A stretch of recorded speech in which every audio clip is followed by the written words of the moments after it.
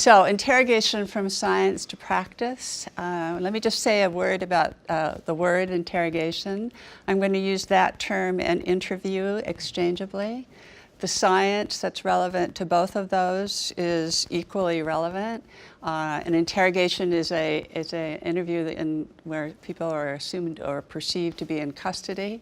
But the science that I'll talk about is relevant to a victim interview, a witness interview, a suspect interview, and so on. All right, so in broad strokes, what I think I'll talk about is what was the need that generated this science of interrogation?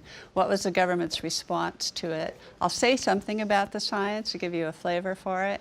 We have some data on its usefulness, and then I'll give you some reflections of my own about that process.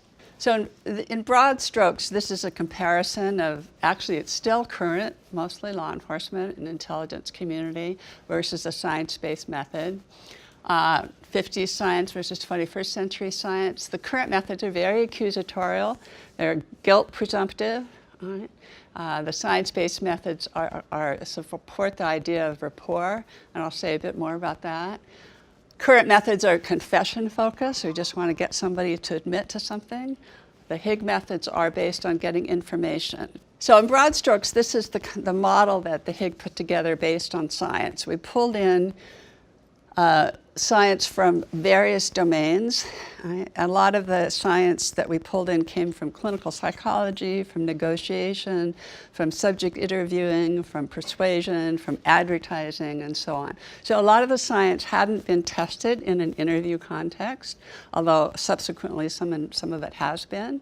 But what we did was just really go back and say, okay, since those 1950s when people were vacuuming in heels, there's been a wealth of behavioral data, right, on how people think and how they act and how they talk.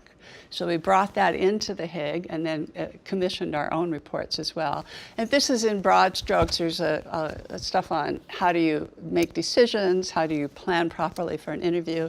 And then the interview, I'll say a bit more about some of these, but each one actually represents a body of science that's been sometimes between 40 and 5 years of data behind it. Okay?